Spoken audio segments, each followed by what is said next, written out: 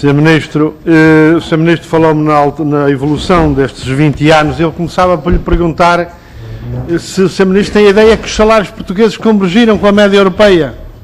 Olhe e veja sobre convergência salarial na União Europeia, particularmente na zona euro.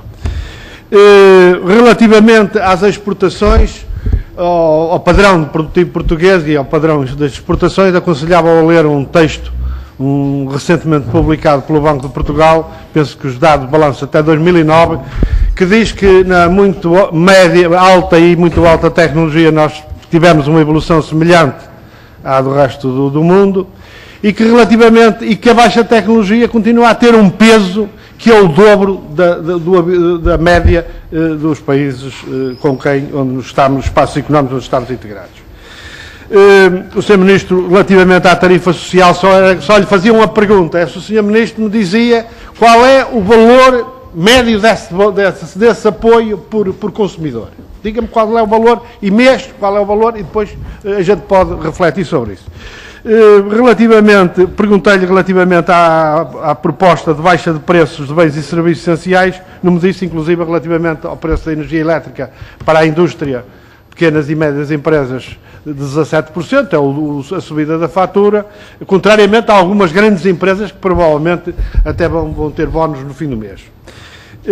Desemprego. Pensando que o Sr. Ministro não partilha da opinião do Sr. Secretário de Estado, Walter Lemos, de que o pior já passou, perguntava-lhe se relativamente à fusão ou à articulação de 3 grandes empresas têxteis no Val do Ave, correspondendo a cerca de 2.400 trabalhadores, dirigida por um capital de risco, tanto quanto eu percebo, se está assegurado que aquela articulação não vai produzir mais perda de postos de trabalho na região.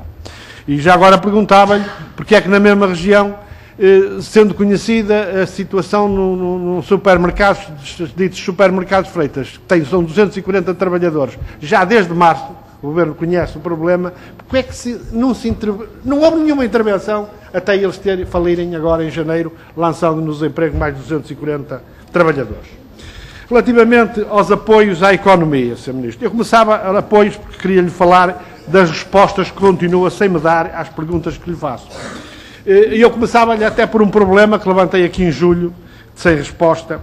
Um cidadão dirigiu-se ao grupo parlamentar do PCP, pôs um problema, implicava ao Ministério da Economia, eu fiz uma pergunta em novembro de 2009, os senhores deram-me uma resposta absolutamente inaceitável, tive a oportunidade de referir aqui ao Sr. Ministro em julho, fiz uma nova pergunta em janeiro, não tive qualquer resposta, fiz uma nova resposta em outubro, não tive qualquer resposta.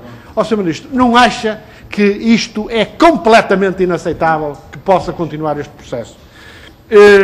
Gostaria de lhe dizer que este problema da não resposta a perguntas continua.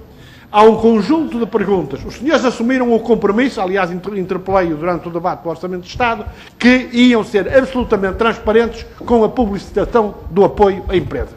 Não há pergunta minha feita sobre essa matéria a que os senhores respondam. Mesmo o Sr. Secretário de Estado, aqui atrasado, a propósito do chamado Fundo de Reestruturação e Modernização da Empresa, referiu-me que isso estava na internet, eu vou lá, está lá uma lista, de facto, de empresas, mas valores não existem. E, portanto, gostava de perguntar, Sr. Ministro, se eu vou ter direito a saber quanto é que os senhores estão a apoiar e para que é que estão a apoiar com os dinheiros públicos, um conjunto de empresas neste país.